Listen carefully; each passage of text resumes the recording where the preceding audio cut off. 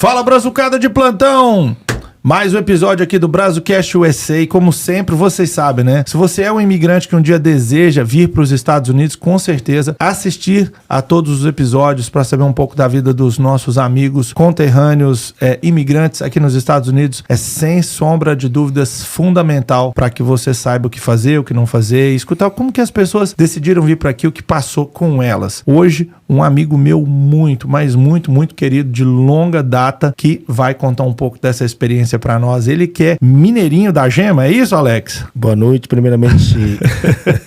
Aquele mineirinho ali da Gema, ali de Valadares, né? Valadores, ele criado no Vilaísa, ali, São Raimundo, Veracruz. Uma cidade tão querida, né? Que trouxe tanta gente para aqui nos Estados Unidos e outros países do mundo. Primeiramente, quero agradecer pelo convite e dizer que estou muito feliz de estar aqui no Brazucast. E vamos estar aqui falando um pouco da minha vida, da minha história, da minha caminhada aqui nos Estados Unidos. Eu acho que será bastante interessante e as pessoas que vão assistir esse vídeo vão achar interessante e alguma coisa vai se identificar com eles também. Ok. Bem, de antemão, eu queria aproveitar aqui esse ensejo, aqui esse início desse vídeo, para deixar aqui duas mensagens importantíssimas para vocês, antes da gente saber um pouco da vida do Alex. Aqui nos Estados Unidos, assim como em qualquer lugar do mundo, é muito importante que você faça a sua declaração de imposto de renda, principalmente estando num país dos outros, né? Então, você vai trabalhar, você vai declarar os seus impostos. Isso é muito fundamental para que você amanhã possa adquirir uma casa, você possa adquirir as suas coisas e também andar direito com as leis para que você, então, faça tudo certinho. Eu deposito toda a confiança na Brazusa. Há mais de 15 anos faz a declaração de imposto de renda de todo mundo lá em casa. O Instagram da Brazusa que está aqui no fixado. Troca uma ideia com ela. Às vezes você tem dúvidas sobre como fazer, o que não fazer. Tenho certeza que ela tem a pergunta certa para você. Ela desburocratiza todo aquilo que as pessoas falam que é e às vezes não é bem assim. Então, fazer o seu imposto de renda é importante. Eu super recomendo a Brazusa. Seu carro bateu, você está com um amassado, seu carro está fosco, carro preto, tá aquelas bolas todas. Com certeza você precisa de levar o seu carro para alguém fazer com muito carinho e amor aquilo que você não sabe. Um tratamento mais especial, você quer fazer um polimento, você quer fazer uma pintura. E o Isaac da AMS Auto Repair vai fazer para você de tudo para deixar sua caranga novinha em folha de novo. No fixado aqui também você encontra todas as formas de falar com ele. Eu trabalho com carro. Quem faz os trabalhos para mim de pintura, lanternagem, é o Isaac da AMS. Também super recomendo. Bora. Muito prazer em ter você aqui, né? Você já havia dito para mim da onde você é. Mas fala um pouco para as pessoas qual o seu nome, qual a sua idade e qual foi, assim, o gatilho para você ter vindo para os Estados Unidos. Qual foi assim, poxa, eu vou para lá. O que foi que aconteceu na sua vida lá no Brasil? Que idade você tinha? Como é que foi esse gatilho para as pessoas saberem de onde você é, para onde você está indo? Bem, primeiramente, para quem não me conhece, meu nome é Alexandro de Souza, né? Vulgo Alex Pilar. Esse Pilar me acompanha já há muitos anos, né? E eu sou natural de Governador Valadares, nasci lá e criado. Vim embora para os Estados Unidos em 2001, com 22 anos. Hoje eu tenho 45, já vou cumprir 46 daqui praticamente 6 dias, né? 20 de julho. Então, meu aniversário está próximo. E vim para cá viver uma vida, um sonho americano, né? Um sonho onde eu estava buscando um futuro melhor para mim, tanto nos estudos como financeiramente falando. Mas a minha história de imigração não vem por mim, né? Vem pelo meu pai, que já veio para cá também em 1986 e ficou até 1990. Tenho tios aqui que estão aqui já há 40 anos, tenho tios há 30 anos. Então, a nossa família, no contexto geral, entre tios, primos, sobrinhos, irmãos, tudo, somos mais de 120 pessoas. Então, a nossa família, a família Souza, né? É uma família grande já, aqui nos Estados Unidos. Haja vista que aqui, da minha família, no caso, nós temos aqui, somos em 4 irmãos aqui nos Estados Unidos e um no Brasil. O mais velho vive no Brasil com os meus pais. E ele está lá, tecnicamente, cuidando deles, né? Mas hoje em dia, por um problema de saúde. Hoje, meus pais estão cuidando do meu irmão, que cuidou deles lá e fez todas as coisas pra gente também lá no Brasil. E como eu te disse, tenho a honra de morar num país que me acolheu, um país que me deu tudo até agora e sou muito grato. Tenho também, graças a Deus, hoje sou cidadão americano, então tenho muito orgulho desse país, visto a camisa e amo esse país que me acolheu de braços abertos. Então sou muito grato a ele. Eu sou natural de Manhuaçu, nasci em Manhuaçu, mas morei quase que a minha vida inteira, né? Entre Governador Valadares, Belo Horizonte, Itapetinga na Bahia, voltei para Manhuaçu e vou para Valadares. Mas a grande parte da minha história é de Governador Valadares. Meu irmão é nascido lá. E assim como você deve lá atrás, né, ter sofrido.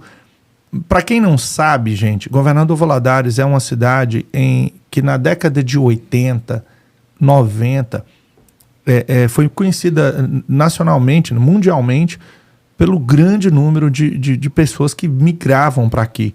Hoje nem tanto quanto antigamente. Hoje particularmente falando, você vai em Massachusetts, em Framingham, você não fala que você está em Framingham, você fala que você está num Alpercata, num Tarumirim, que são cidades Central de Minas, adjacentes ali. Engenheiro Caldas, tudo. E assim como você, eu também vim para cá porque meu pai já tinha vindo para aqui, minhas tias já estavam aqui desde a década de 80. Para mim, o começo foi bem mais fácil, não só porque eu vim com família, mas porque eu já tinha esse apoio. Para você também, creio que deve ter sido a mesma coisa, né? Você já ter tido esse caminho das pedras trilhado para você chegar. Quando você chegou aqui também, você teve essa facilidade ou não? Mesmo tendo os parentes aqui, foi meio difícil para você? Tecnicamente, não. Porque quando eu vim para cá, o meu irmão, que mora em Canérico, o Albert, ele veio em 2000. E eu vim em seguida, em 2001. E meu tio morava aqui, né? Morava aqui em New Jersey também. Só que quando eu vim, eu fui para ficar num quarto que ele tinha alugado aqui na South Street e fiquei com ele 2 semanas no local. E ele estava naquele, como é que eu falo para você? Tava naquela idas e vindas. Ele morava em New Jersey, mas tinha uma namorada em Canary que estava indo e voltando. E casou que ele conseguiu um trabalho lá no ramo que ele faz também, que é pintura. E acabou ficando por lá. Mas ele me acolheu, claro. Ele me acolheu. Quando eu vim para cá, eu me lembro até hoje, eu voei pela Trans Brasil. Fui para Orlando, né? Conhecer a Disney. E aí eu fiquei lá 3 dias e vim para cá. Eu cheguei aqui numa segunda-feira à noite e na terça-feira já estava trabalhando já. E você veio sozinho então, né? O seu irmão... Ele veio primeiro, o meu irmão veio primeiro em 2000, em março de 2000. E eu vim em março de 2001. E aí quando você chegou, cada um foi morar num canto? Ou quando ele já estava aqui primeiro, você foi morar com ele? Como é que foi esse início? Ele te deu uma ajuda? Não, me acolheu, me deu ajuda, até financeiramente falando, né? Graças a Deus eu vim com visto também, então isso ajudou bastante. Mas eu vim, aí eu fiquei nesse quarto que ele tinha alugado, que era até um casal, era uma brasileira, uma senhora brasileira e um senhor português, que era o dono da casa. E a gente alugava o quarto. E nesse momento que eu estava morando lá com ele, até fui trabalhar na mesma companhia que ele trabalhava de pintura, né? Que eu já vinha de família de pintores também, né? E já cheguei trabalhando, cheguei ganhando $10 a hora, feliz da vida, né? Pô, vou fazer aí 450, assim, $500 na semana, né? Lembrando sempre que o dinheiro tinha um poder de fogo muito maior, né? Com certeza. Não é igual hoje. Não, né? na época um pintor bom ganhava $12, $13, né? Um pintor bom que sabia esprear, sabia dar massa, fazer tudo. Eu cheguei já ganhando $10. Eu já era pintor no Brasil, só que o sistema de pintura aqui é diferente do Brasil. Eu tive que aprender. Claro que quando você sabe, você conhece da artimanha de tudo, né? E eu me lembro que eu ganhei... Eu conto até essa história, que eu ganhei, fiz $420, 42 horas. Feliz da vida, peguei o dinheiro. Aí meu irmão, ele fica bravo quando eu falo isso. No final de semana que eu peguei o dinheiro, assim, vem, passa pra cá, você tem que me pagar a passagem da Flórida que você veio pra cá. Era $370, fiquei com 50, né? Esse 50 ali eu fui ali e comprei uns pão de forma, aqueles queijinhos de sacolinha, sabe? Que você fazia aqueles lanches e uns miojo, era só isso. Para mim programar para comer durante aquela semana. Mas aí as coisas foram fluindo, né? E fiquei nessa casa durante 6 meses. Depois eu fui morar com meu tio, esse que já morava aqui há mais de 20 anos. E fiquei lá também fiquei lá com ele um ano e pouco, e depois aluguei um apartamento. Dividi o apartamento com um amigo. Aí chegou o meu outro irmão e foi morar comigo também. Então, muitas pessoas, não vou dizer por falta de contato mesmo, né? Elas não sabem muitas vezes como que é esse processo todo, e muitas pessoas tendem a pensar que a pessoa vai chegar aqui e logo no primeiro ano ela vai ganhar muito dinheiro. Eu sempre falo que o primeiro ano ele é o mais desafiador do mundo, né? É o ano que você tá se alojando, é tudo diferente, a cultura, ir para lá ou para cá, é tudo muito diferente. O fato de você ter tido o privilégio, porque é um privilégio, né? Você já exercia a pintura no Brasil e você já, com a ajuda dos seus parentes, você já conseguiu entrar de cara no que você estava acostumado, é muito difícil, não é fácil. Às vezes você pula de galho em galho até você conseguir chegar lá. Exato. Quando esse período até você morar, você sempre morou nesse quarto, nesse lugar, ou você passou de lugar em lugar? Até chegar no apartamento mesmo? Cara, quando eu cheguei, eu fiquei nesse lugar durante 6 meses, como eu estava te dizendo. E depois, no final do ano, eu fui morar com meu tio. E no meu tio eu fiquei 1 ano. Depois eu pulei para um apartamento na Wilson Avenue, ali, um apartamento em cima de uma loja de seguradora. Fiquei lá 2 anos. Depois mudei para Lafayette, fiquei mais 3 anos. Aí depois eu comprei uma casa e fui morar nessa casa. Mas isso já depois de um tempo, né? Depois de um tempo, é óbvio. Foi depois de um longo período, né? Nós estamos falando aí de 2000 até 2007, 2008. Então eu mudei de casa como umas 6, 7 vezes. Mas voltando àquele assunto, eu fui muito bem acolhido aqui. Eu não posso reclamar. Assim, claro que naquela época, hoje em dia as pessoas têm muitos privilégios. Nós não tínhamos, né? Para você estar alugando um quarto na casa de uma pessoa, você não tinha direito a nada. Era entrar no quarto, usar o banheiro e voltar para o quarto. Nem a cozinha você tinha direito de usar. Em algumas situações, né? E naquele momento você vai aprendendo, né? Você vai começando, vai vendo como é que vai caminhando as coisas. Já é muito difícil você sair do Brasil. Pelo menos eu penso, eu nunca morei em quarto, mas eu imagino tanto que deve ser... você está acostumado a ter a sua casa, morar com a sua família, ou que seja sozinho, e do nada você vai para um país onde não é sua língua, tudo diferente. Particularmente falando, Newark é uma mistura de todos os povos do mundo todo. Exato. E aí do nada você entra numa casa, começa a dividir, e isso já é um choque muito grande, né? Porque você tira a privacidade de alguém e perde a sua também. E ainda estando num país longe. E na época que você veio para cá, que foi eu já estava aqui, era tudo mais... Eu falo às vezes, o Alex, que muita coisa melhorou e muita coisa piorou. Por exemplo, eu não pude ter uma carteira de motorista naquela época porque era impossível de ter. 2, né? Só se a gente fosse para outro estado buscar. E mesmo assim... E era complicado, né? Era complicado porque você precisava de ter um endereço que você não tinha, e para você ter, você tinha que dar os pulos. Exatamente, buscar um amigo para conseguir. Era complicado. Hoje que eu falo o seguinte, Rodrigo, graças a Deus, né? Assim, a gente vai falar lá na frente, mas graças a Deus hoje eu tenho um privilégio de eu não digo financeiramente estabilizado, mas estou bem. Meus trabalhos, nós somos muito bem conceituados no mercado, a nossa empresa, no caso a gente vai falar lá na frente, mas eu vejo que hoje, não estou questionando, porque as pessoas às vezes acham que a gente está falando isso, naquela época era diferente. Claro que era diferente. Naquela época, um galão de gasolina era 99 centavos, um galão de leite era 77 centavos. Você ia no supermercado com $100, você enchia 2, 3 carrinhos. Hoje você chega aqui, com $100 você não sai com 2 sacolas. Entendeu? Então as pessoas, hoje em dia, claro que tudo mudou, Mas as pessoas hoje, elas têm um privilégio melhor do que a gente. Não estou questionando.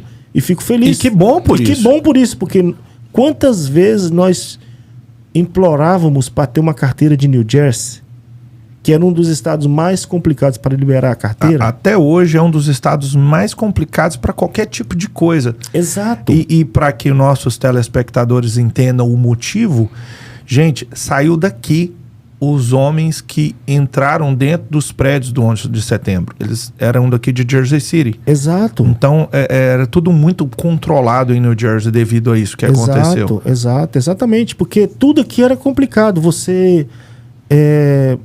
até para você pegar eu esqueci o nome. Para comprar um telefone. Era um calção de $800. Aqueles Nextel, lembra daqueles? Pra você aquele ter barulhinho? um Nextel daquele, você tinha que meter $800, você tinha que ter um amigo que tinha um social para poder comprar no nome dele. Era um rolê danado. E era hoje, complicado. Hoje, graças a Deus, as pessoas chegam no aeroporto e tem um negócio lá, o cartão, e já sai do aeroporto falando. Sai falando. Agora eu falo o seguinte, as pessoas hoje, a facilidade que eles têm para ter um aparelho de telefone, a pessoa chega hoje, amanhã já está com um iPhone 14, né? Eu, cara, fui ter um 13 depois de tantos anos, que eu não importo com isso, mas assim, era uma situação difícil. Nós dois sabemos mais, quem é mais antigo aqui sabe, né? Mais de 20 anos na América, né? Fernando tá aqui há 45. Exatamente. Entendeu? A gente tem que caminhar para ir no orelhão, fazer aquela chamada com aquele cartão de $5, 10, 15 minutos, correndo perigo, passando. Eu morava na South Street, perto do projeto ali. Então você ia para lá falando no telefone, você tinha que ficar falando com seus pais ou com outras pessoas, olhando para o lado, para o outro, com medo de quando que estava atrás esperando você, não ficava reclamando que você estava demorando demais. Exatamente, porque já tinha 2, 3 esperando, aí vai terminar. Não, filho. Então era bem complicado, mas assim... Mas era uma época boa. Era uma época boa que eu aprendi muitas coisas e a América, né? Ela ensina muitas coisas pra gente. Ela nos mostra coisas que a gente aprende a viver e ser um cidadão. Quando eu falo ser cidadão, não é ser cidadão brasileiro, americano, não.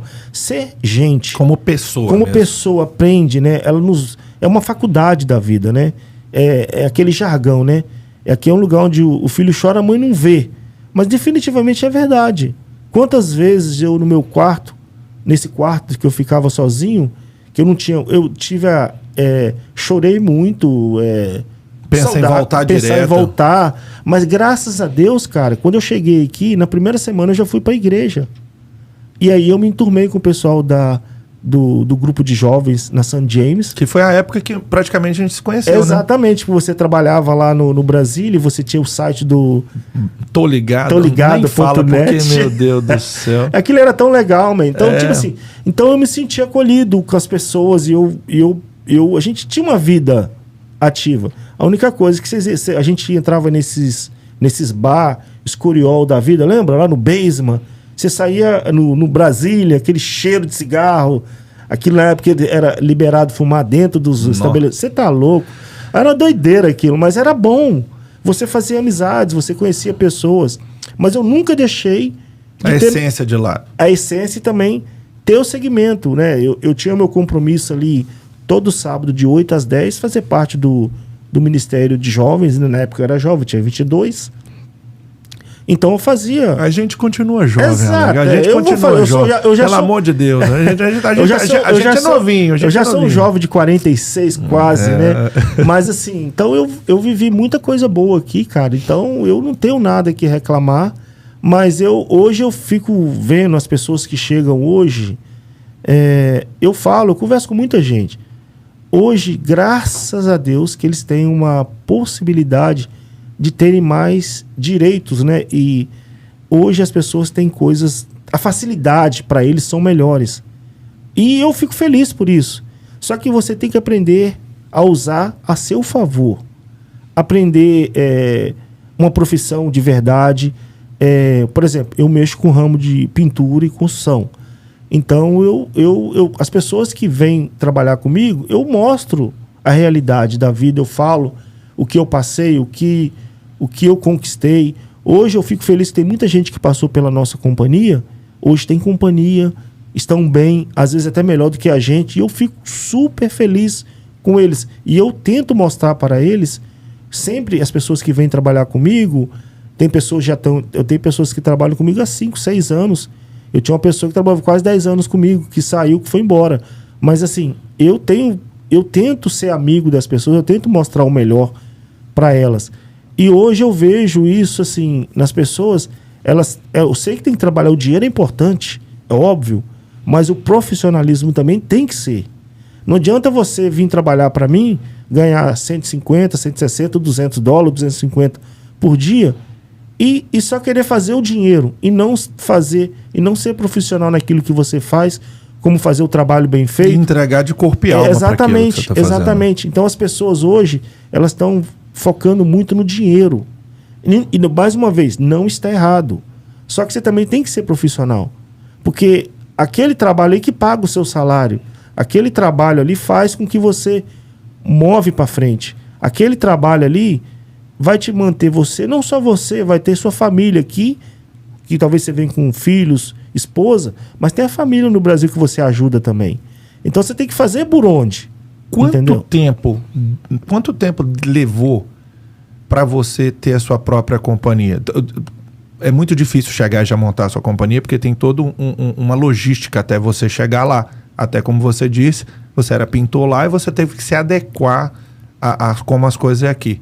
De quando você chegou, quanto tempo demorou para você assim começar a entender como funcionava, ir trabalhar, isso, olha, dá para pegar um trabalho ali. Esse processo demorou quanto tempo, Alex? Rodrigo, foi rápido, para mim foi até rápido. Eu cheguei, como eu falei, em março, final de março, princípio de abril, né? Eu desci no dia 31 aqui, eu saí de lá 31, cheguei 31 à noite em Orlando. Do dia 31 pro dia 1º de abril de 2001. E eu trabalhei nessa companhia desse brasileiro durante 6 meses, quase 8 meses. Depois eu fui trabalhar com um português de nome Tony. Esse cara me ensinou muita coisa. Eu já sabia pintura, mas ele me ensinou muitas técnicas, tipo de pinturas especiais, como stucco, fall finish, Venetian plaster, papel de parede, spray. Eu trabalhava, cara. Quando eu trabalhei com ele durante 1 ano. E eu abri a minha companhia na meados de final de 2002. Olha que legal, velho. Final de 2002 para princípio de 2003. Eu me lembro como se foi. E foi eu e esse amigo meu, que a gente trabalhava nessa mesma companhia, um peruano. A gente trabalhava para a mesma pessoa e a gente trabalhava para a mesma pessoa, mas a gente pegava no caso era o Chester, que era a gente pegava muito trabalho para trabalhar junto e fazia um trabalhinho extra por fora do horário do trabalho do patrão. Uhum. Mas aí eu aprendi com ele muitas coisas. Eu sabia, assim, com toda humildade falando isso, eu sabia muitas coisas, assim, até mais do que ele. Mas o cara era muito bom. Ele era muito bom e eu aprendi muita coisa com ele. E ele teve muita paciência para te ensinar. Claro, ele me ensinou muitas coisas. Às vezes, quando eu falo com as pessoas, meu maior salário com ele foi $13 a hora. Na época que eu saí, ele me ofereceu $15 a hora, que era $120 o dia. Uhum. Muitas das vezes, eu trabalhei muitas vezes com ele, durante 6 meses, mais ou menos. Ele tinha trabalhos de dia e tinha uns trabalhos à noite comercial. Fazer loja de Starbucks, que até hoje eu faço, porque por intermédio dele eu conectei com esse judeu, que ainda trabalho para ele. Fazia Petmark, lembra do Petmark? Lembro. Walmart, American Eagle. Então eu fazia muito trabalho. E ele me ensinou muitas coisas. E eu, na época, eu ganhava $13 a hora. Quando eu ia trabalhar à noite para ele, eu ganhava $1 a mais, $14. Ele subia $1. Hoje você leva uma pessoa para trabalhar, ela já começa ganhando $25 a hora, a maioria. E se você vai levar à noite eles para trabalhar, mais uma vez, não estou dizendo que a pessoa não tem o direito de ganhar, mas eu só estou falando a sequência das coisas. E às vezes você leva o cara para trabalhar à noite, o cara quer exigir o dobro. Eu acho, assim, se a gente tem condições de dar, a gente ajuda. Mas às vezes o cara vai trabalhar para mim, trabalha 3, 4 horas, leva 105, à noite no caso, $150, $200 em 4 horas de trabalho. Porque quanto mais você chega e faz o trabalho rápido e vai embora, ganhamos os dois, ou ganhamos todos, Na entendeu? realidade, o ganho do seu trabalho ou de qualquer um na construção está mais ligado à produtividade Exato. do que, é lógico, com produtividade com qualidade. Exatamente. Porque se você enrola muito no trabalho, ele acaba te dando prejuízo. Eu chegava para os meus funcionários e falava assim, eu chego e falo, ó, tem um trabalho para fazer à noite, a gente tem lá, vai começar 10 horas. Eu tô querendo ir embora 2 horas da manhã. E dá para fazer. Agora, se a gente enrolar, a gente vai sair 6 da manhã e não vai acabar. O que vocês querem fazer? Se vocês fazerem 4, vocês vão ganhar o dia. Se vocês fazerem outro, vai ganhar o dia do mesmo jeito. Não, vou meter o pau. E acaba rápido. E perfeito, entendeu? E já te libera para você pegar um outro trabalho. E chegamos mais cedo, descansamos e levantamos, vamos trabalhar no outro dia. Então, muitas das vezes, a gente trabalhava... Eu dobrei muito com esse patrão meu. Às vezes eu dormia 2, 3 horas. Mas assim, e trabalhava feliz, cara. Trabalhava muito feliz, eu não tenho o que reclamar. E fazia muitas coisas boas aí, e a vida fluía. Entendeu? Com esse dinheiro, desculpa, com esse dinheiro que eu trabalhava à noite, eu consegui comprar uma chácara no Brasil. Hoje meus pais moram. Na época a gente pagou $18 mil. Eu pagava $500 por mês. Entendeu? Eu tinha um Monza no Brasil, eu dei ele de entrada nesse, né? Eu me lembro ainda, dei de entrada. O meu pai falou, ó, tem uma chácara ali, um lugar bom. Hoje, cara, eu tive lá agora, mês passado, e eu até filmei, assim. Falei, olha ali, rapaz, isso aqui $18 mil. Minhas noites que eu não dormi, fazendo linhas no estacionamento do Petmark, pintando os meio-fio de amarelo, pintando a porta da frente. Então, você vê o seu esforço ali. Você vê a materialização dele exatamente. Ali e valeu a pena. E vejo também que, tipo assim, eu comprei o terreno, né? A chácara. E meu pai tinha uma casa, ele vendeu a casa, ele, mas o meu irmão, meus irmãos também fizeram a casa. Meu pai e minha mãe tinham restaurante lá, fizeram um muro, a gente ajudando, todo mundo se ajudando. E hoje tem um patrimônio lá de quase 2 milhões. Então, tipo assim, de 18 mil chegar esse montante. E é uma coisa que vai ficar para os netos lá brincar e fazer acontecer.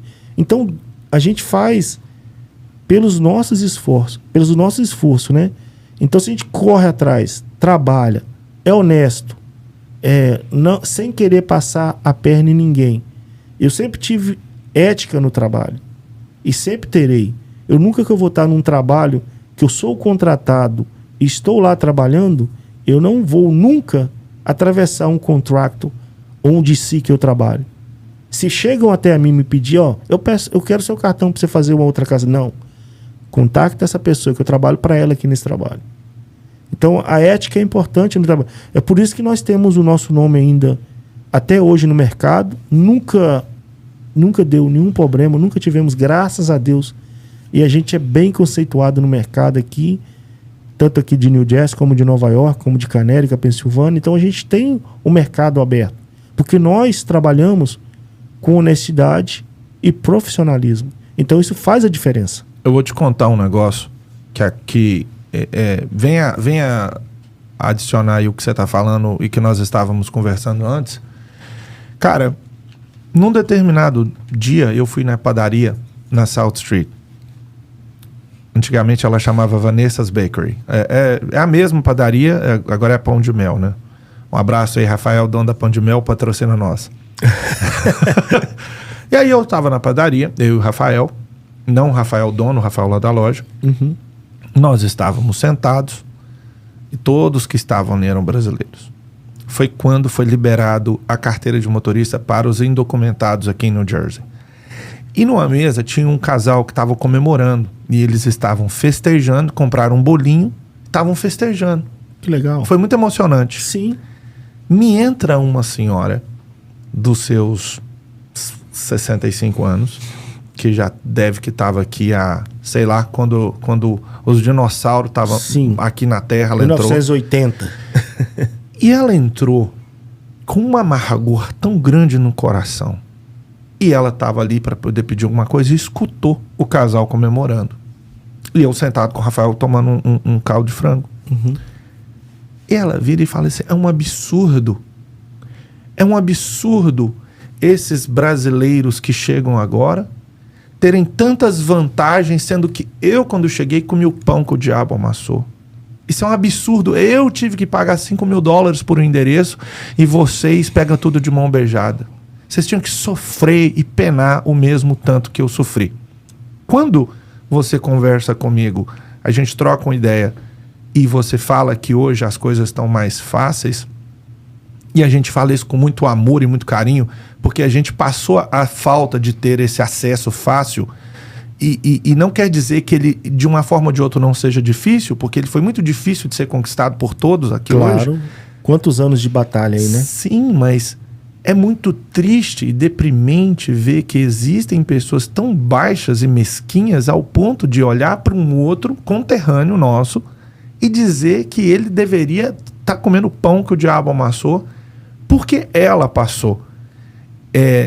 Muitas vezes, o pior inimigo que a gente tem não é a imigração, não é nada do que as pessoas pensam que é, mas às vezes um próprio pessoa do nosso povo, que às vezes se volta contra a gente. Então, quando o Alex falou aí, né, para vocês que as pessoas hoje estão muito mais fáceis, vocês percebem o carinho que é. E eu cheguei para essa mulher e falei, a senhora deveria se envergonhar de estar falando um negócio desse, porque pela senhora ter passado tanta dificuldade como passou, e hoje essas pessoas todas aqui estão podendo ter isso, a senhora era para estar comemorando. Ela largou, ela nem pegou o café dela, cara. Ela saiu, bateu a porta e foi embora. E cara, tem pessoas boas, tem pessoas ruins em todos os povos. E é triste, cara, ver isso, cara. Eu não sei se você já chegou a presenciar algo do tipo, ou eu já vi, quando eu trabalhei na construção, eu escutei.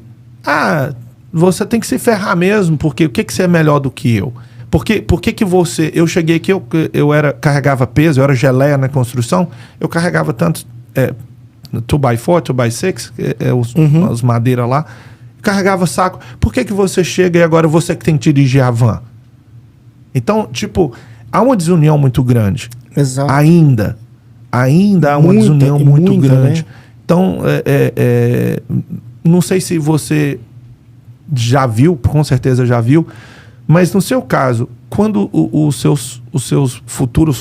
Quando você vai contratar alguém, você já viu alguém chegando assim mais arredio por já ter passado alguma coisa assim, cara? Já tá vindo bem protegido por não te conhecer às vezes, e às vezes já ter sofrido na mão de outro conterrâneo nosso, cara? Cara, o que mais chega pra gente eu devo receber pelo menos de 8 a 10, até 15 ligações por dia de pessoas buscando trabalho. E eu tento conversar com todo mundo. Eu falo assim, eu tenho um grupo no WhatsApp que chama Contractors. Quando eu não posso oferecer o trabalho para pessoa, eu tento indicar para outras pessoas, né? E tento fazer com que elas possam... Eu tento inserir elas no mercado de trabalho. Eu acolho muitas pessoas. Às vezes chega uma pessoa que está apertada, eu trago ela para trabalhar comigo 1 ou 2 semanas, só para ela dar aquela respirada, sabe? O jump, né? Exato. Fala, olha, ele fala, porque tem pessoas verdadeiras, sinceras, e tem pessoas que falam uma coisa que não é. O cara fala, eu sou pintor já há 20 e tantos anos, o cara não sabe nem pegar na brocha. Mas a gente acolhe. Uma vez que você combina um preço com a pessoa, você acorda, você vai pagar. Chega no final de semana e fala, ó, infelizmente você ainda precisa aprender, né? E eu tento acolher da melhor maneira possível, mas nunca humilhando, nunca passando por cima de ninguém. Já presenciei, eu já fui humilhado. Eu trabalhei para uma companhia... Conta um pouco para nós isso aí. Eu trabalhei para uma companhia ali de Paramos, eram italianos. Tenho o maior carinho por eles, tenho muitos amigos. Mas aí, na época, eu não tinha documentos, não tinha nem a carteira daqui de New Jersey, tinha carteira... Na época, eu fui tirar a carteira fora do estado, né? E nós terminamos o trabalho, cara, e eles ficaram nos devendo $25.000. E uma pessoa que você estava ali trabalhando praticamente todos os dias, doando, dando seu sangue, fazendo acontecer, às vezes ia para lá trabalhar de noite, cara. Eu me lembro que eu trabalhei no dia de Natal, que nós estávamos fazendo um banco, porque precisava terminar para eles inaugurar 2 dias depois, passando neve, maçando neve, tudo, e pros caras dar calote na gente. E quando você foi lá cobrar, o cara virou e falou assim, ó, se você voltar aqui, me cobrar, eu vou chamar a imigração para você. Então aquilo ali foi pior, não era nem pelo dinheiro, pela uma pessoa que você conviveu 2, 3 anos prestando serviço, sabe? Então aquilo ali toda vez que alguém te ameaça com assunto imigratório pelo seu status, é muito baixo. É muito baixo, cara. É muito baixo. E às vezes acontece com nós próprios brasileiros. Eu fui por uma figura aqui em Newark, todo mundo conhece ele. Ele disse pra mim na tora: eu vou te deportar. Na frente do Ademir, dono do Brasília Grill. Pois é, cara. E aí o Ademir falou assim: então é o seguinte, já que você tem esse tipo de pensamento, então tá cortado toda a publicidade que eu fazia com você, porque você não pode falar um negócio desse. E aí ele cortou, ele tinha publicidade com essa pessoa. Uhum. Ele cortou toda a publicidade, falou: Rodrigo, não se preocupa, que o que ele tá falando é merda, ele não tem absolutamente nenhuma forma de fazer isso, é porque ele é baixo, ele é sujo mesmo. E aí naquele dia ele cortou, mas a gente se sente o cocô do cavalo do bandido. Impotente, né? Nessa hora. A gente não sabe. Com medo. E com medo. Não, verdade. Aí eu nem procurei mais. Sabe o que eu virei pra ele? Eu falei assim: God bless you. Deus te abençoe. E você sabe que Deus cobra. Entendeu? E infelizmente essa pessoa tem um problema de saúde sério. E eu pedi a Deus pela recuperação. Que eu sou uma pessoa, eu venho de família cristã, cara. Eu vi a minha vida, a minha vida toda, principalmente aqui na América, sempre me dediquei a estar na igreja, fazendo as coisas boas, fazendo o bem. Uhum. A gente vai falar lá na frente. Mas assim, já passei por situações complicadas aqui. Já vi pessoas, até nossos irmãos, às vezes portugueses, humilhando o brasileiro na minha frente. E eu falava assim: pra que você tá fazendo isso? Ah, pá, tem que se ferrar. Eu cheguei aqui, a mesma história, né? Eu cheguei, sofri demais, sei o quê. Cara, hoje em dia essas pessoas chegam e têm todas essas possibilidades. Parabéns. Que bom que a mente aqui do Estado tá abrindo para isso, né? Que as pessoas possam ter também os privilégios, mas que saibam usar ela da maneira correta. Infelizmente também tem uma porcentagem que são merda. Deus perdão da palavra aqui. Não, fazem. O cara tá lá com uma carteira boa e o cara fica fazendo gracinha na rua fora. Eu moro aqui quase 24 anos praticamente. Eu não fico dando cavalo de pau na rua, eu não fico empinando moto, eu não fico fazendo isso. Pra quê? Eu tenho respeito por esse país. Essa é minha casa. Eu sou também filho dessa terra. Eu tenho metade da minha vida, eu tô aqui. Entendeu? Então é um país que eu vou proteger, vou respeitar e vou tentar ser o melhor. Que precisar de mim, eu tô aqui. Se tiver que ir pra guerra, tamo junto. Eu tive um seguidor no canal, eu tava fazendo uma live pra quem não conhece, é Brazucando, tá? Não é, aqui é Brazucast, eu sei lá, é Brazucando. E eu tava numa live, tinha 130 pessoas ao vivo. E aí o cara entra e fala assim: se eu roubar uma moto, dá muito ruim? Eu falei: cara, se você tá com esse pensamento de chegar aqui e roubar uma moto, primeiro você quase nem vê moto aqui, nem vem pra cá.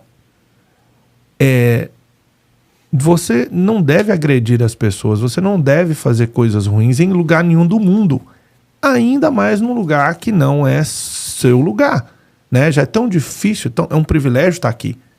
Quantas pessoas não gostariam de poder vir aqui, pelo menos conhecer, que dirá morar aqui? E aí as pessoas, muitas delas, a gente não está generalizando aqui, viu, gente? Claro. Tem muita gente boa, tem muita gente trabalhadora, tem muita gente que eu penso nelas, elas estão no Brasil e provavelmente você deve passar pela mesma coisa. Eu tenho pessoas que estão lá que eu falo: cara, se fulano tivesse aqui, mas tava nadando de braçada. Mas não é a praia daquela pessoa, ela não quer vir, nem... Tem muita gente inteligente, né, Rodrigo, que vem... É igual você falou, desculpa cortando você aqui. Sim. Mas assim, eu vejo pessoas que chegam aqui com 2, 3 anos e estão tocando a vida dela, tá aí com companhia aberta, com um monte de funcionários, ganhando dinheiro, porque É uma época diferente. São ideias. Sabe aproveitar as oportunidades. Sabe aproveitar as oportunidades. Sabe fazer acontecer. E tem que ser, cara. Tem pessoas que chegam aqui que dão sorte, mas também tem inteligência para fazer as coisas acontecer. E você acha que eu vou ficar igual chegou aquela senhora da Rapaz, fica com raiva? Você falou uma situação tão bonita, eles ali felizes por ter a carteira e a pessoa chega com aquele mau humor, aborrecido, ao invés de falar que bom, não, amaldiçoa a pessoa. Pra Chegou quê? parecendo uma nuvem de trovão, de tempestade lá, velho. Exato. Então, pra que fazer isso? Não tem necessidade. O mundo te oferece... Rapaz, esse país te dá oportunidade para você fazer muitas coisas. Se você quiser crescer, ser alguém na vida aqui, você consegue. Se você focar nos objetivos, fazer acontecer. E rápido, né? E rápido, cara. Eu me lembro quando eu peguei meu primeiro trabalho grande, assim mesmo, grande que eu tô te falando, trabalho que custava $50 mil. Eu nunca tinha visto tanto dinheiro na minha vida, assim, de trabalho. E uns $50 mil numa época que valia muito mais do que $50 mil hoje. $50 mil naquela época era quase 200. Naquela época. Equivalência, exatamente. Eu cheguei lá com uma escadinha de 5 pés, um carrinho, era um Hyundai Accent de 2 portas, com a escada lá atrás. O cara olhou pra mim assim, esse cara é pintor mesmo? Cheguei eu e o outro menino, né? E aí a gente tinha que levar a escada, mas era um warehouse. Só que a gente fez acontecer. A gente trabalhou, metemos o pau, trabalhamos de dia, trabalhamos de noite, fizemos acontecer. E aquele trabalho, eu lembro que na época nos deu um retorno de quase $30 mil. Depois de pagar depois tudo. Tudo pronto. Uhum. Naquela semana eu fui, você vai saber, eu fui ali na Globe Aerosales, você sabe, né? Do Toninho. Do Toninho. Eu cheguei lá, cara, eu cheguei todo sujo de tinta, olhei, o cara falou, pô, não, meu filho, você tá querendo alguma coisa? Falei, nessa época meu pai trabalhava lá. Foi lá que eu conheci seu pai. Meu pai trabalhava lá. Foi lá que eu conheci seu pai. Foi lá que eu conheci seu pai. E aí, na época, talvez você vai saber disso, você nunca soube disso.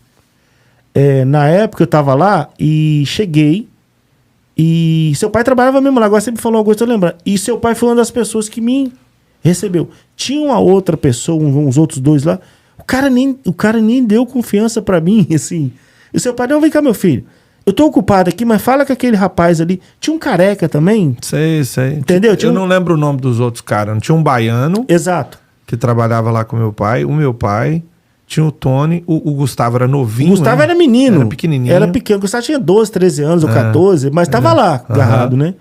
Eu só sei que seu pai falou, filho, eu não posso te atender agora, mas eu tô atendendo um cliente, mas esse aqui vai te atender. O outro cara, assim, com perdão da... cagou pra mim, né?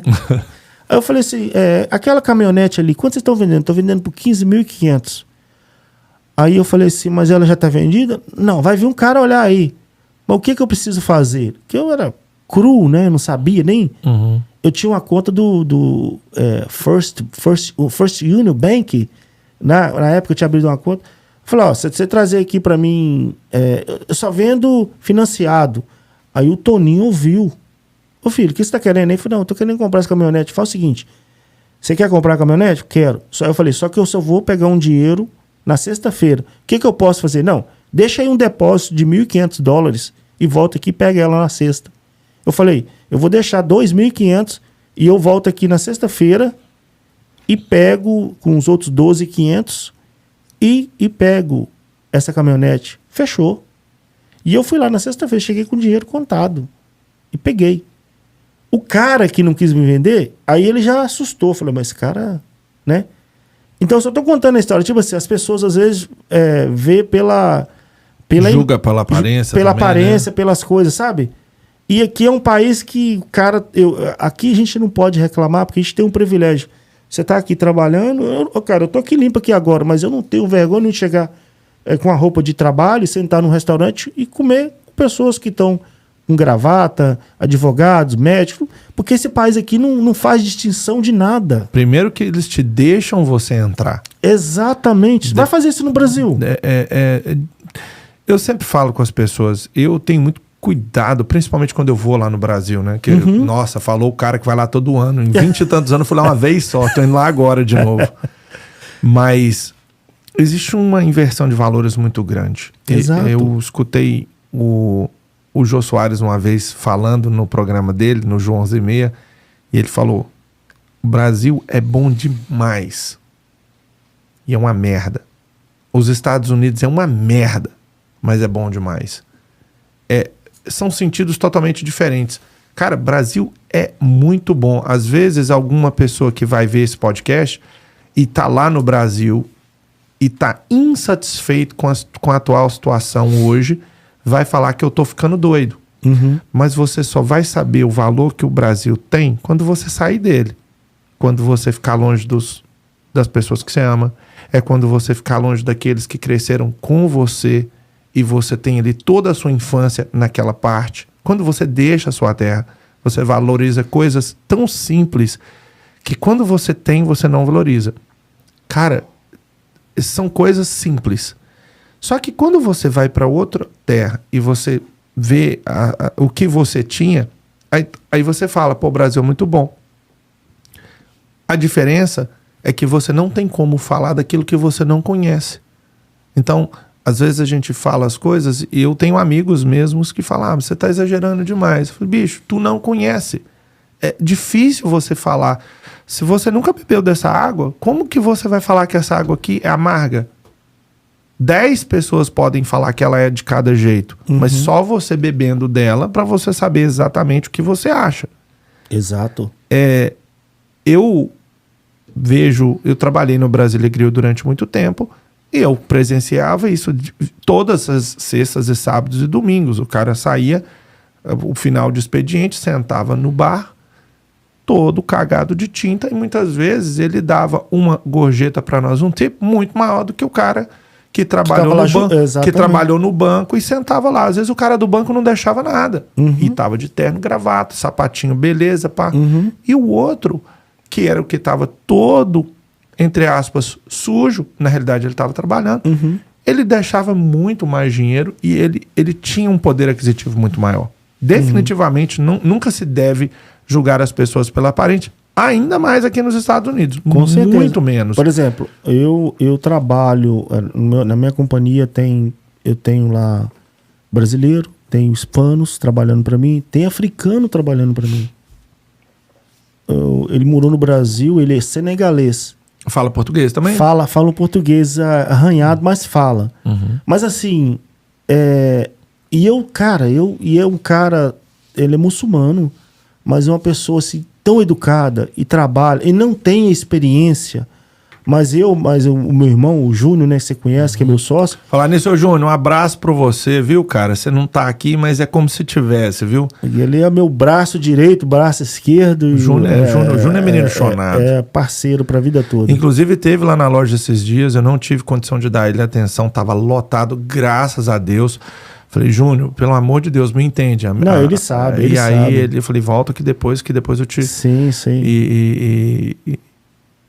Gente, é mais uma família que era meus clientes e virou meus amigos. Então, é do mesmo grupo. Exato. Então, a gente acolheu ele e eu quero segurar ele trabalhando comigo. Eu acho que eu quero dar uma oportunidade para ele, porque as pessoas julgam muito pela capa. Se é que você está me entendendo. E às vezes você não vê o livro, né, a história da pessoa. Então enquanto eu puder e tiver condições, eu vou mantê-lo comigo, porque é uma pessoa que eu vejo que ele faz por merecer, ele trabalha, esforçado, mesmo dando aquelas geleadas, como a gente fala, mas eu quero ajudar.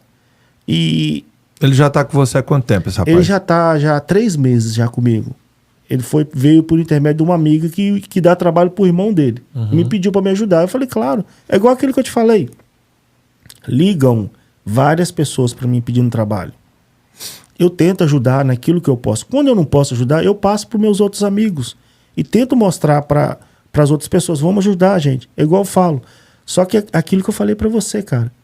Essa terra, esse país é um país de oportunidade. Se você quer fazer acontecer, trabalhe honesto. Seja honesto sempre. Você nunca vai ficar parado. Entende? Voltando um pouco no que você havia dito para mim anteriormente, e que é muito importante, quando você ingressou a vida aqui, seu tio, irmão, e as coisas começaram a dar certo. Logo lá atrás, no nosso bate-papo, você disse que você se encontrou também lá no grupo de jovens, né? Que você ingressou lá na igreja. Conta um pouco mais para mim, cara, como é que foi, quais foram os frutos que você colheu desse ingresso aqui? Eu sei que hoje você canta lá na igreja, né? Você tem um trabalho muito bacana lá, exerce um trabalho sensacional lá na igreja. Conta um pouco mais aqui para nós como é, porque muitas pessoas se interessam também por esse assunto. Claro. Olha, igual eu falei, eu cheguei aqui no final de março, princípio de abril de 2001. Na primeira semana de abril, eu já fui pro grupo de jovens. Esse grupo chamava JUSC. Eu lembro. Era Jovens Unidos Seguindo a Cristo. Meu irmão era dele. O Bruno era de lá. E aquele grupo eu fiquei durante 7 anos nele. E no qual eu fui coordenador durante 4 anos. Depois dali, foi uma época boa, sabe? A gente tinha um ministério de música, mas naquela época eu não cantava. Nós tínhamos um ministério de música, mas eu era mais da oratória, da palavra. Eu falava. A gente visitava várias comunidades brasileiras, americanas, hispanas. Nós íamos para Canérica, íamos para Nova York. Eu lembro das excursões que tinha também. A gente ia para Pensilvânia, a gente fazia muita coisa. E depois, quando eu vi que eu me afastei, não é que eu me afastei, eu saí da coordenação e fui fazer parte da pastoral do Dízima, onde eu dava a preparação do batismo. O padre me deu essa oportunidade, juntamente com outras pessoas, de ajudar. E depois fui um dos coordenadores da pastoral das pequenas comunidades na igreja também. Naquela época eu casei, né? E depois eu fui fazer parte do grupo de casais também. E depois disso tudo, em 2013, 2014, eu recebi o convite de cantar para participar do Ministério de Música da St. James. Mas era algo que você, na sua casa, já era algo que você fazia? Ou é algo que nasceu com esse convite, assim, esse desejo? Rapaz, eu vou te falar o seguinte. A história é o seguinte. Na época, eu era cantor de videokê. A gente ia para esses bares e cantar nos videokê e achava que eram os cantores, igual né? Meu pai. É seu pai, né? Mas eu sempre fui uma pessoa que sempre gostei de escrever. Aí lá, por isso que eu sempre gostei de escrever músicas, né? Música, poesia, essas coisas. Mas eu guardava para mim. Não mostrava para as pessoas. E eu me lembro que foi num retiro lá na igreja mesmo que eu senti o chamado. Que Deus falou comigo assim: não, Alex, joga para fora esse dom que você tem de escrever canções e começa a escrever que o seu coração manda. E nesse eu já estava fazendo parte do grupo de música lá. E nessa época fundamos o Ministério de Música dentro da St. James Vox Ignis. Era um grupo ali e foi crescendo. E eu aprendi muito com muitas pessoas ali na comunidade, né? Principalmente os músicos. Você toca algum instrumento também? Não toco. Eu comecei a aprender violão, mas como a gente fala, né? Burro velho para aprender depois de velho é complicado, você sabe, né? Então aí eu comecei. Aí nesse retiro, cara, eu tive um chamado para me soltar. E comecei a compor canções. E participando do Ministério de Música. Aí apareceu uma oportunidade de um festival de música no Brasil. Aí eu tinha feito uma canção na época, eu fui participar de um retiro no Brasil, em Massachusetts, em Framingham, do Terço dos Homens. Também eu participei muito aqui, eu fui um dos coordenadores aqui da nossa comunidade. E naquela semana, eu sou católico, só deixar claro, né? E naquele retiro, o pregador estava falando de Nossa Senhora, estava falando de Maria. E eu me lembro que eu estava passando por muitas tribulações na minha vida, assim, umas coisas que estavam acontecendo tudo de errado, pessoal, de um trabalho e tudo. E eu estava de cabeça baixa, assim, pensando. E quando eu abri os olhos, eu senti que, que Nossa Senhora estava me acolhendo ali naquele momento. Nossa Senhora das Graças ainda, eu me lembro, como se fosse ontem. E aí, naquela semana, saiu essa canção, que chama Bendita Mãe Maria, né? E eu escrevi essa canção. E veio esse festival da Lance Digital. Quem não conhece é do Fábio Raniel e da Eliana Ribeiro, que é uma cantora católica. Para quem não conhece a Eliana Ribeiro, ela é como, dentro da música católica ali, é como se fosse, na música secular, uma Ivete Sangalo. Uhum. Ela tem esse peso dentro. Esse peso. Ela é top 3 ali, das melhores cantoras católicas. E eu escrevi a minha canção e mandei. Eu me lembro que até aquele menino ali da Paganini, esqueci o nome dele agora, fugiu. Matheus? É o Matheus.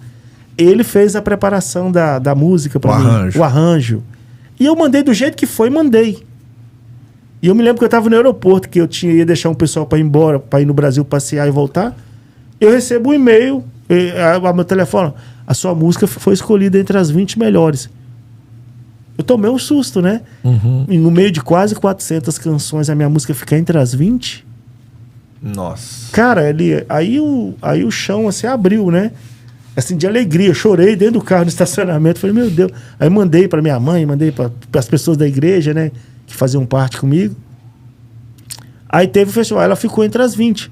Só que aí era votação por internet. E eu não sabia nada de internet, essas coisas. Uhum. Ela ficou lá pela votação em 11º ou 12º.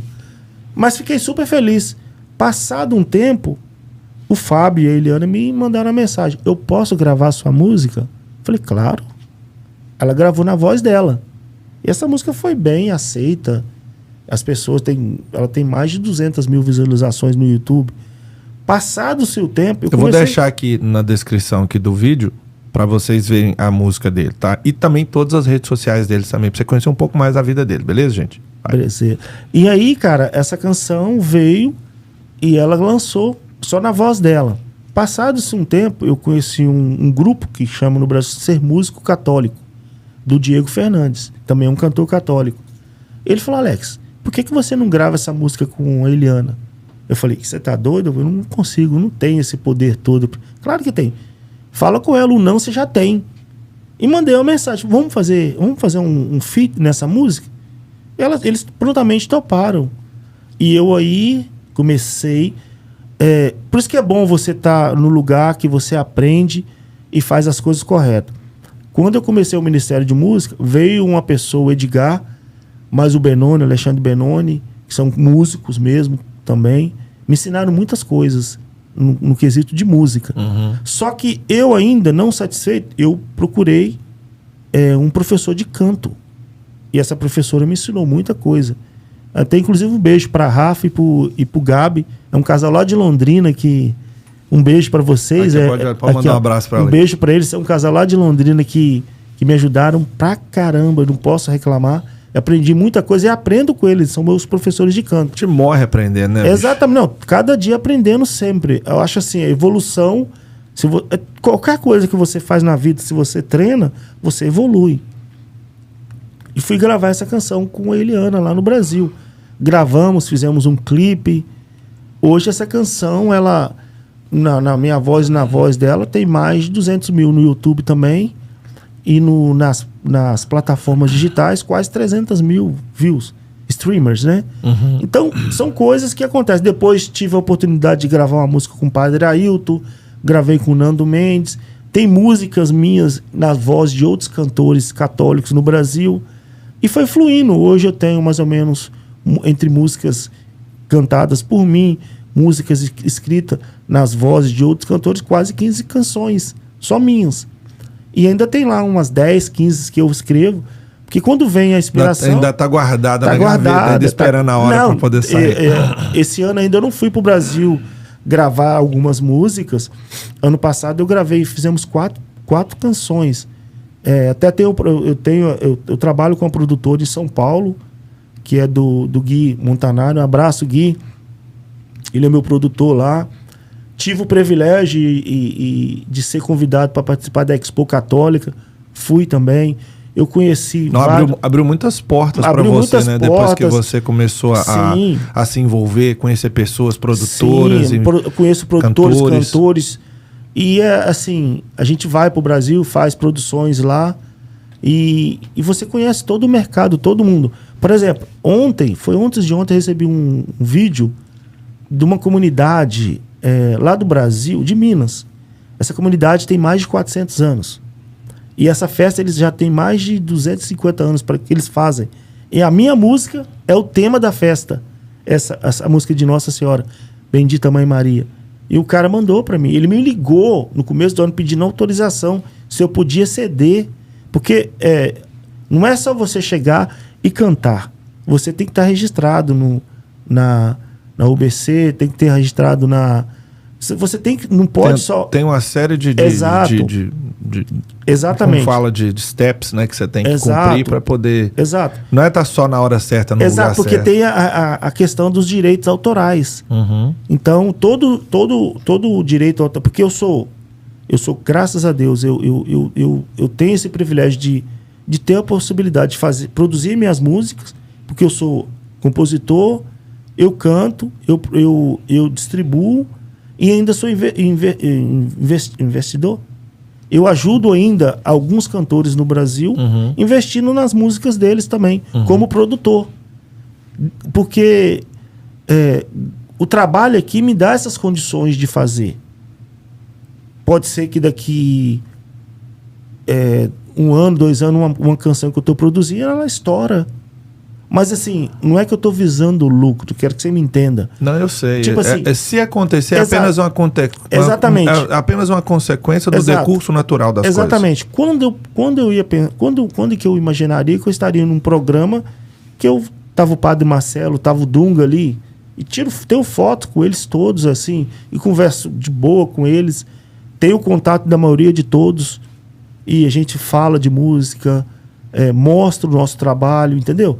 Mas assim, e eu tenho uma coisa comigo que os direitos autorais que eu recebo, eu não fico com nada. Eu pego e invisto em pessoas que estão começando. Porque o trabalho que eu tenho aqui, graças a Deus, me sustenta.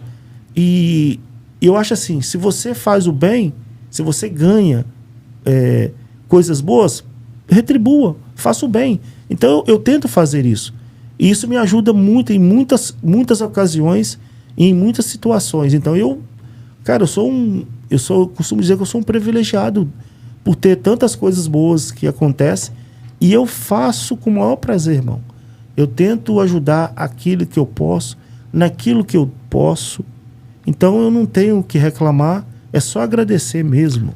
Você sabe que desde quando eu comecei a fazer, me divulgar na internet, vender carro e falar das minhas experiências, contar as experiências das pessoas, muitos que ainda estão no Brasil e desejam um dia vir aqui, né? Uma das grandes, mas assim, disparado, né?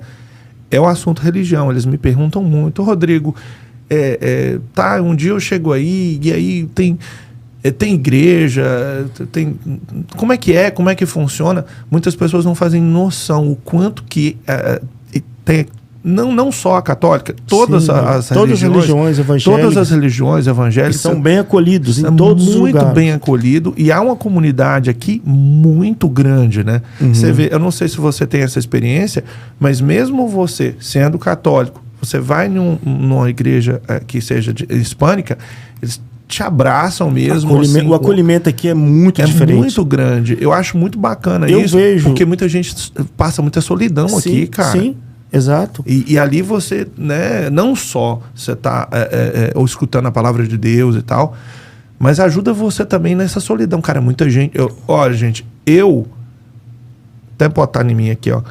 Eu tive o privilégio de vir com a minha família e ter pessoas ao meu lado. Mas a grande maioria das pessoas não 90%. Tem esse privilégio.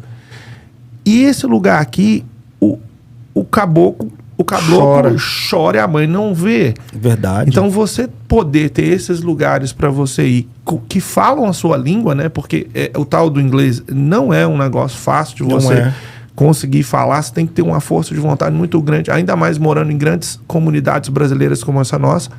Então, a gente vê que realmente fez um diferencial muito grande na sua vida, né?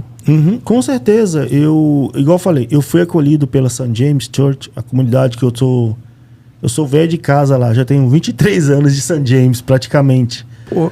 Eu sou um dos velhos da St. James lá. Mas, assim, é uma comunidade que eu amo de paixão, uma comunidade que eu me sinto bem. E tento fazer aquilo que eu te falei, né, irmão? Eu tento estar ali presente, fazendo o básico, ajudando. E não só ali também no Ministério de Música, mas também em outras coisas dentro da igreja. E é uma comunidade, cara. St. James tem 2, 3 festas super importantes ali, que é a festa junina, que lota. Tem a festa de Nossa Senhora Aparecida também, que lota. E dá muita gente. Passa ali quase 20 mil pessoas, man. Caramba, bicho. Fica lotado. Aquele estacionamento ali passa. É uma coisa assim, a última festa agora que teve umas 2, 3 semanas atrás, a festa junina, lotado. Meu irmão foi numa que eles vendem as coisas pra poder arrecadar, coisa parece de hotel, hotelaria. Garagem Cell. Tem a Garagem Cell também, vende bastante. Sim. Não, porque nós somos nossa comunidade, são padres redentoristas, né? Os padres redentoristas, eles vêm na comunidade, eles estabilizam financeiramente, faz com que a igreja se sustente. Porque tem vários, tem o padre diocesano, tem o padre franciscano, tem o mariano, tem no caso nosso lá, que eu falei, e cada um tem uma função. Tem os jesuítas, então tem vários tipos de congregações. E no caso, os redentoristas vêm para cuidar, meio que manage, né? Mas é uma comunidade muito boa, cara. Quem não conhece e pessoas quando for vir visitar aqui ou vir morar, né? Que venham, se são católicos, também evangélicos, se sintam acolhidos na nossa comunidade. A nossa comunidade ajuda muitas famílias com cestas básicas. E muita gente também que chega, e é muito triste que eu vou falar aqui agora, prestem atenção. Existem pessoas e famílias que vêm para os Estados Unidos sem planejamento, sem preparo, sem dinheiro, com pouco dinheiro, confiando em pessoas que conheceram através de grupos de WhatsApp e grupos de Facebook e são literalmente abandonadas no aeroporto. Tudo aquilo se cai por terra e grupos assim como o que o Alex está falando ajuda muito a acolher essas pessoas. E não são poucos os que têm acontecido isso. Eu de vez em quando recebo ligações que é de cortar o coração. Mas não dá, eu não tenho... A gente não consegue. Muita gente. É muita gente, não consegue. Se a gente... Poxa, eu também já passei por isso. Pessoas chegam aqui, o cara vende uma coisa. Não, você vem pra cá, você vai ganhar $1.000 por semana.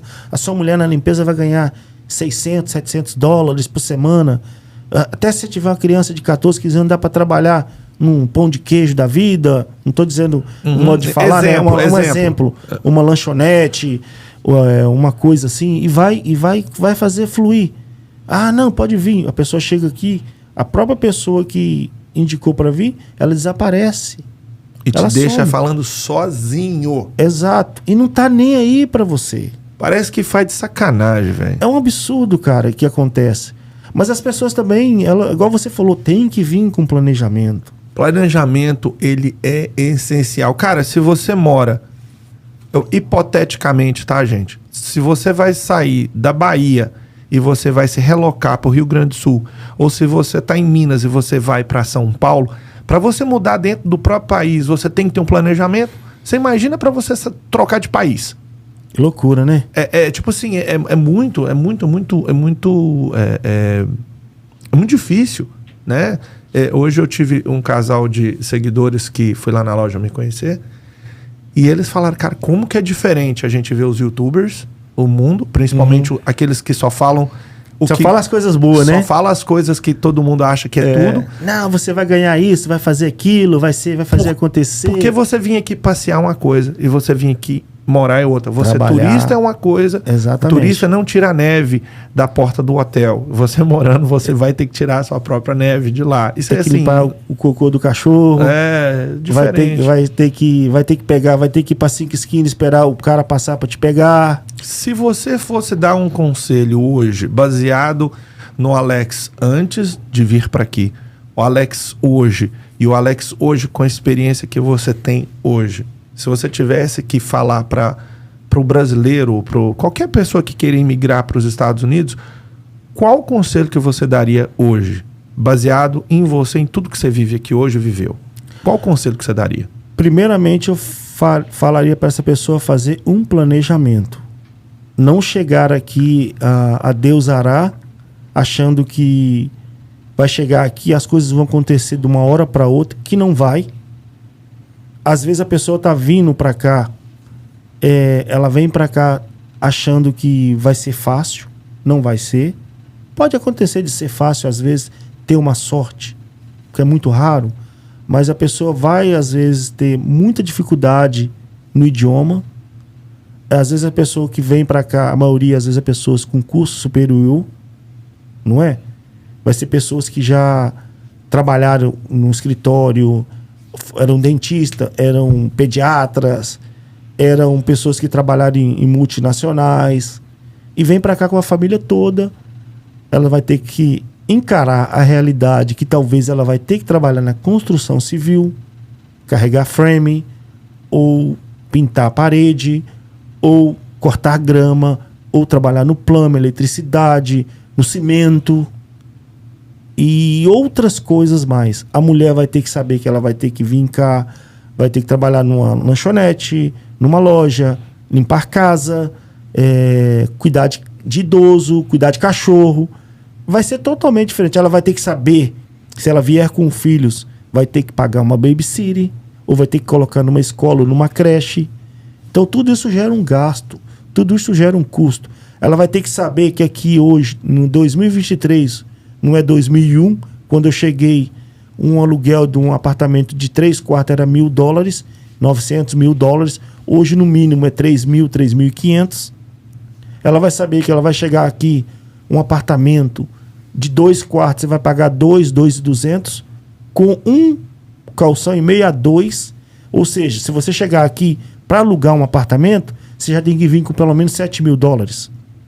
Correto? Isso se você vier para alugar de 2 quartos. Se você tiver 3 filhos, você não aguenta, você não pode alugar nem. Você tem que alugar um de 3. Exatamente. E outra, você vai precisar de um carro. Graças a Deus, quando eu falo isso, que você tenha condições de tirar a sua drive license, porque hoje o Estado lhe dá essa oportunidade, e quem tem a oportunidade aproveita para fazer a coisa certa.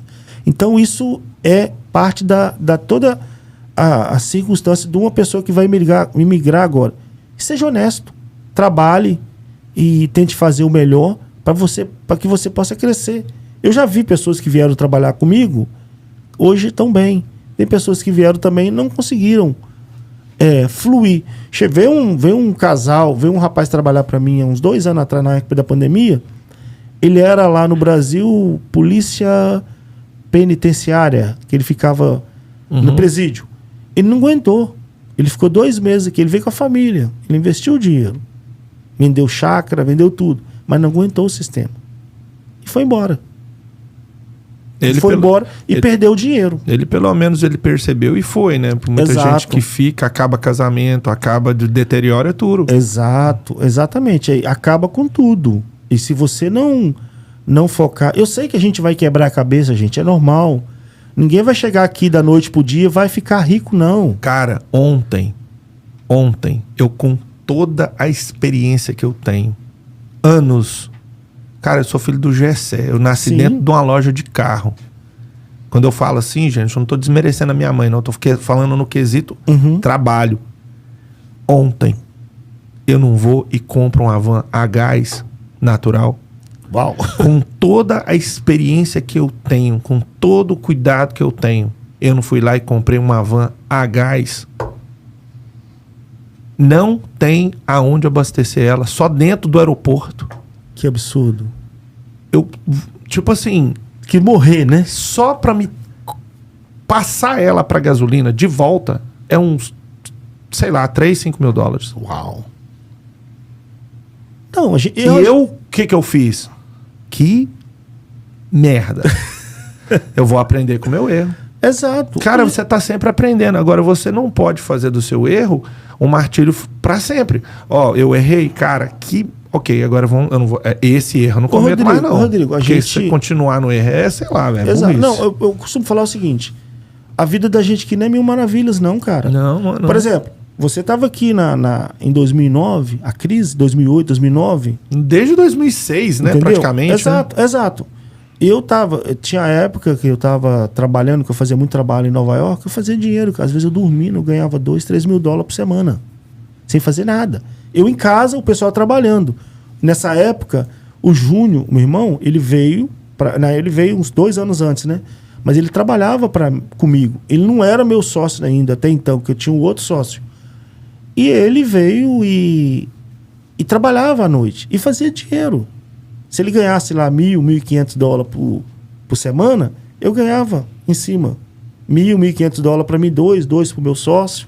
Ficava um dinheiro para a empresa. Quando estou falando que a gente trabalhava, só ele trabalhava. Ele coordenava a galera. Entendeu?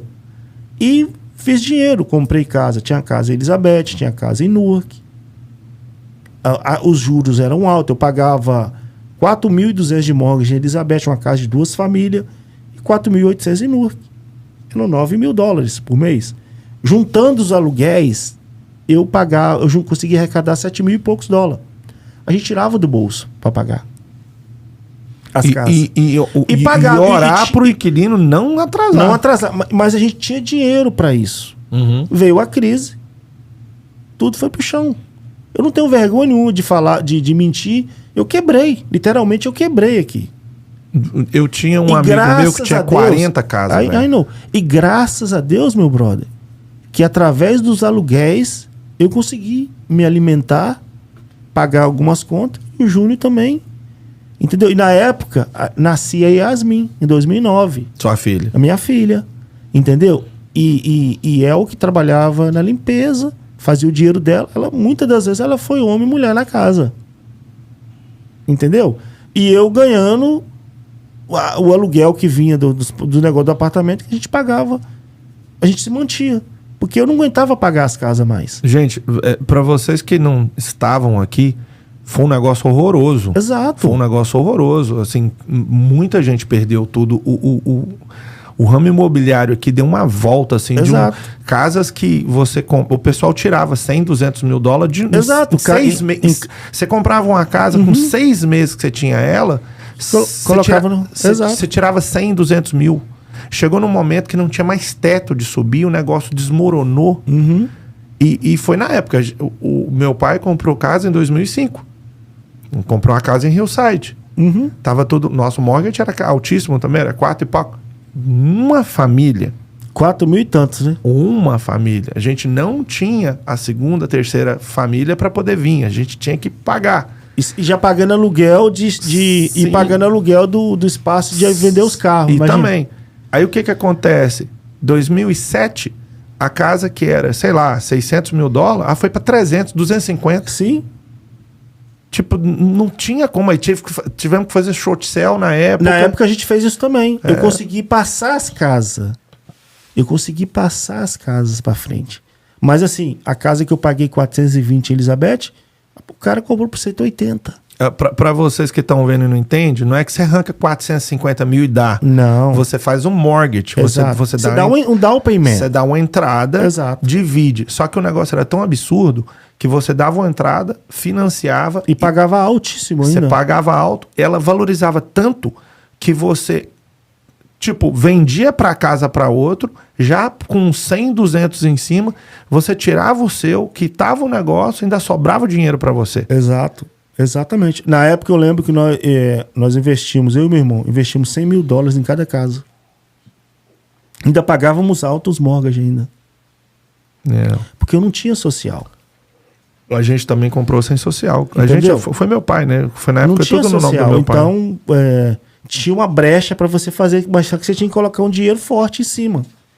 Acho que na época, acho que eu não sei era se 20%, era 20%. 20%. Sendo entendeu? que hoje você, com social e com bom crédito, 3%. uma boa declaração. Exato. Não adianta só você ter crédito, gente. Você também precisa ter uma boa declaração de imposto de renda. Aliás, tem formas de você comprar casa de várias formas. Né? Exato. As pessoas que, inclusive, não têm First buy um bom crédito também, ela pode dar uma entrada muito maior. Exato. Enfim. Se você tem dinheiro, você compra. Mas era uma época bem complicada. Desculpa. Do dia a dia da gente aqui. A gente cortamos um dobrado, né? Vamos dizer assim. Mas tudo isso serve de lição pra gente. Passado-se o tempo, eu fui e comprei uma casa em Hillside. Graças a Deus, meu crédito estava bom, né? Pago 2,5 de juros. Na época eu consegui uma coisa fantástica. Sim. Entendeu? Mas mesmo assim, a gente passa dificuldades. É difícil, cara. O mercado, você sabe, você vende carro, eu trabalho na construção. Eu dependo do mercado, você depende do mercado. Por quê? Se eu estiver trabalhando, as pessoas vão comprar carro. E vai tudo girar, né?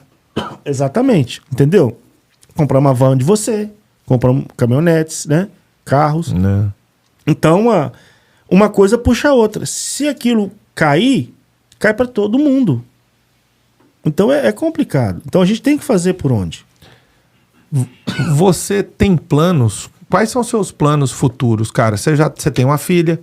Sua filha, você falou, nasceu em 2009. Você já está estabilizado. Já mora aqui, você tem as suas coisas no Brasil. O que é o seu pensamento para o futuro? É uma pergunta que muitas pessoas me fazem, se um dia eu vou voltar para o Brasil. Eu respondo que o meu futuro está nas mãos de Deus, porque eu nem sabia que um dia eu ia vir para cá. Mas e você, cara? O que você pensa do seu futuro aqui? Pretende voltar, ficar? Particularmente falando, eu não pretendo voltar. Mais uma vez, eu amo morar aqui, eu amo esse país, é meu país também que me acolheu. Tenho o privilégio hoje de ser um cidadão americano, ter esse privilégio, e é um país que me acolheu. Eu tenho 23 anos já de América, né? Então eu tenho metade da minha vida no Brasil. Cheguei aqui com 22, eu vou fazer 46 agora, daqui 4, 5 dias, 6 dias, né? E pretendo morar aqui. Eu tenho coisas no Brasil, tenho em Minas, lá em Santa Catarina também tem algumas coisas, mas o meu futuro é aqui, cara. E meu plano é, no máximo, até 55 anos trabalhar. E eu tenho falado muito com meu irmão, né, que é meu sócio, porque a gente tem duas empresas, a gente tem no ramo a AJ Pilar Painting e a AJ Pilar Builders. Então a gente trabalha, a nossa ideia é no futuro próximo a gente ter um prédio para nós aqui. Não é uma coisa assim de outro mundo, mas um prédio que ele se pague e que a gente também tenha tipo... Uma aposentadoria. Exatamente. Esse é o processo. Não sei não. Deus vai nos abençoar. Mas vai ser um processo largo e longo. E também me programar. A minha filha está com 13 anos. Né? Nossa, passa rápido demais. Passa rápido. Daqui uns dias... já está na faculdade, então vai querer um carro, vai para a faculdade, eu vou ter que ajudar a mãe dela, então a gente vai tentar fazer um planejamento também. Eu quero fazer um planejamento que a minha filha esteja bem, né? E quero comprar uma outra casa para mim também, no futuro próximo, né? E ter esse processo de crescimento, né? De fazer coisas para que você tenha income. Entende? Porque eu tenho com 45 anos, eu já mexo com pintura desde os 10, 12 anos. Eu trabalho desde os 8 anos. Sempre trabalhei. Eu costumo falar, a minha primeira empresa que eu tive no Brasil, assim, que eu comecei a trabalhar, que eu tinha gente trabalhando para mim, eu catava latas de óleo. Sabe para quê? Para abrir elas, aquela lata servia de matéria-prima para fazer as latinhas de vassouras de piaçava, sabe? Uhum. Então aquelas latinhas... As famosas Hollywood? Tipo Não, eu vendia para eles. Ah, é? Eu vendia para eles. Você imagina eu... Quem é de Minas Gerais conhece as Hollywood. Exatamente. Era Vassouras Brasil e Vassouras Hollywood, que era do meu amigo Kaká. E eu eu fui vassoureiro no Brasil. E eu fazia, cara, eu com 10 anos eu pegava carregava, ia mexer nos lixos, pegar tudo, fazer acontecer. Então, sempre tive essa maneira de trabalhar. Eu com 13 anos já pegava trabalho de pintura no Brasil, que o meu irmão, que mora lá, meus outros irmãos, a gente trabalhava todo mundo junto. E hoje ter um privilégio de você ter aí, graças a Deus, uma empresa que gira, que funciona, porque não é só a mim que me alimenta. Sim, alimenta são famílias, né? São famílias. Igual eu falei, nós temos aí quase 8 funcionários fixos, e fora os que a gente dá subcontrato. Você imagina quantas pessoas dependem da gente? Cara, pra você ver, eu te conheço durante tanto tempo, né? E eu não sabia de várias coisas que você disse aqui, né? Você havia comentado comigo do seu irmão, que tá passando, né, por situações de saúde, né? Exato. Mas eu não sabia da história da pintura. É muito difícil você chegar a enquadrar dentro do que você já faz. Eu mesmo trabalhei em diversas coisas, até conseguir se achar dentro do ramo de carro, né? Fui fotógrafo durante muitos anos, você sabe disso, trabalhei em restaurante, pintura. Até pintura eu já fiz.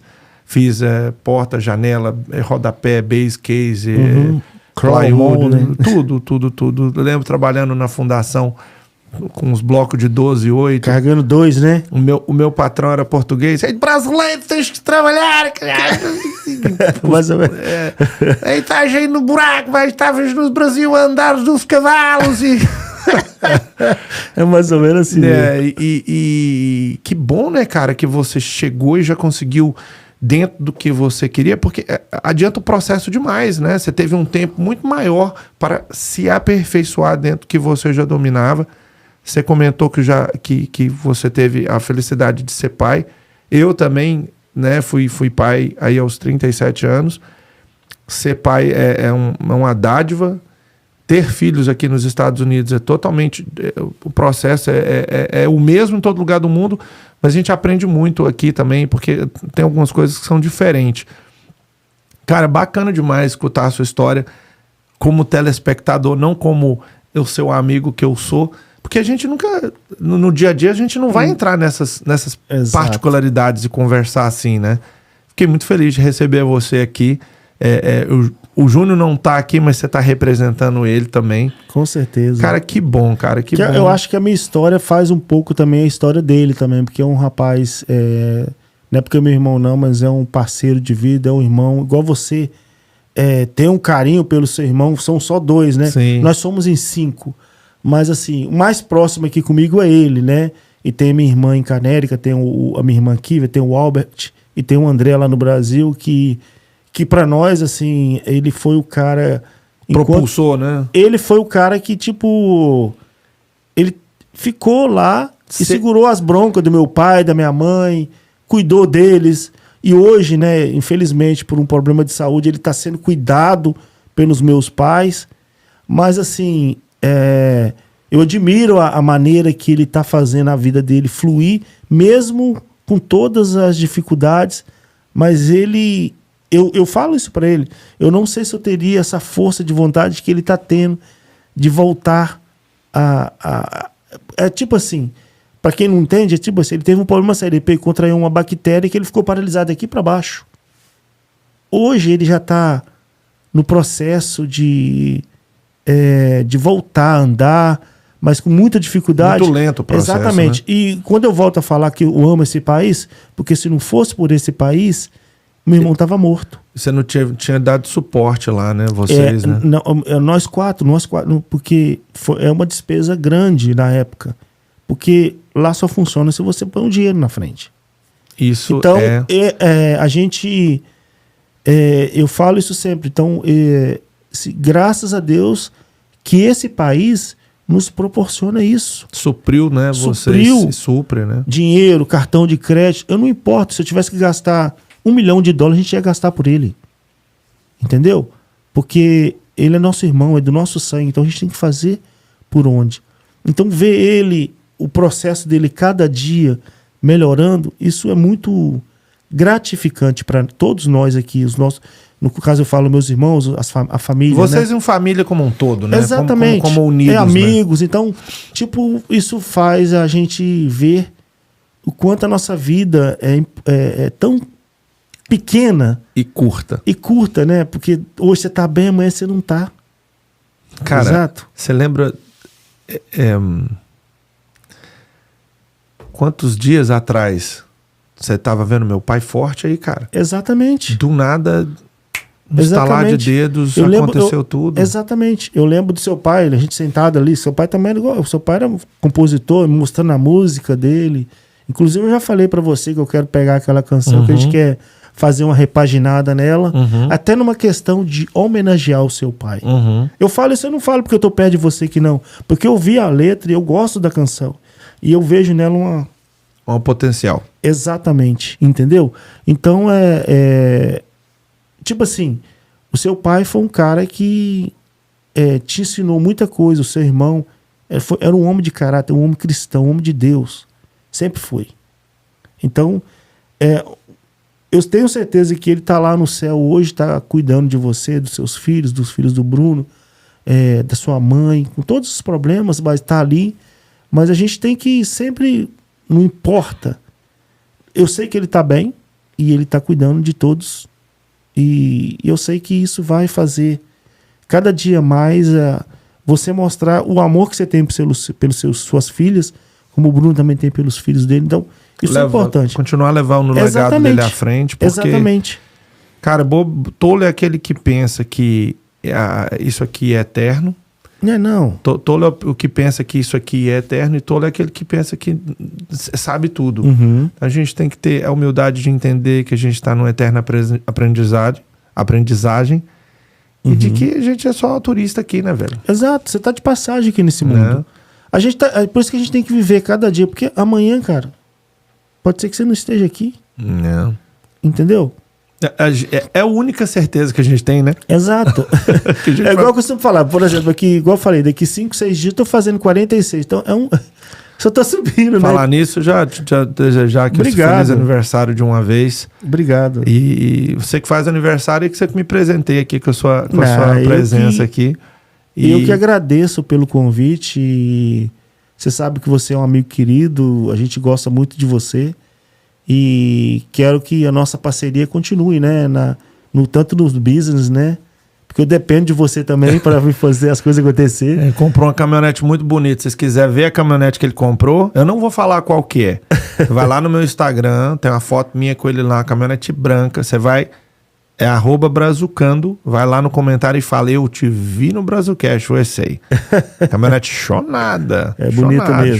Chonada. Mas aqui, obrigado, cara, pelo convite. E mais uma vez, estou muito feliz de estar aqui e falar um pouco da minha história, né? Uhum. E eu só queria deixar uma mensagem para as pessoas, igual você mesmo disse. Pode olhar para essa câmera aqui, vou botar você com eles, vocês, valente da verdade. Ok. Manda. Você que quer vir para cá, você quer conquistar o seu sonho americano, venha trabalhar, venha fazer acontecer, mas venha com humildade, sempre colocando Deus nos seus propósitos de vida, para que você possa crescer, não só espiritualmente, mas também financeiramente, em família, fazer a sua vida crescer aqui, você ser alguém, uma pessoa que você, chegar lá na frente e falar assim, realmente eu trabalhei para fazer aquilo acontecer. Então, faça o bem sem olhar quem. Sem olhar a quem. Isso é importante. Mas fica essa dica para vocês aí. E venha de coração limpo. Exatamente. Deixa importante. as armas para trás. Exato. Não faça como aquela senhora lá naquela padaria que o Rodrigo diz, um casal comemorando por ter a carteira e ela toda aborrecida da vida. Por que eles podem ter? Eu sofri. Eu também cortei o pão que o diabo amassou aqui, mas mesmo assim nunca deixei de ter a alegria e sempre estar agradecendo a Deus. A gente tem que agradecer a Deus, não é só quando você está bem, não, Rodrigo. Quando você também está com problemas. Cara, você tem que dar graças por tudo na vida, tudo. Eu faria tudo de novo, eu cometeria os mesmos erros de novo, eu não mudaria nada na minha vida. Exatamente. Eu faria tudo de novo. Porque justamente os erros e os tropeços que eu dei, dou e vou continuar dando... Sim, normal. É que nos constrói quem a gente é. É o erro que vai te lapidar, é o erro que vai te levar a acertar mais. Porque pecadores a gente vai morrer sendo. Sim. A gente está longe de ser perfeito, mas a gente tenta fazer tudo na medida do possível. Então, faça tudo com amor, com coração. Coloque sempre você no lugar das pessoas. Será que eu gostaria que alguém fizesse isso comigo? Trate as pessoas como você gostaria de ser tratado. Exato. Que o sucesso é apenas uma questão de tempo. Exatamente. Entendeu? Cara, obrigado. Obrigadão, meu brother. Aí. Brigadão. Obrigado mesmo. Que Deus te ilumine, te guarde, te abençoe sempre.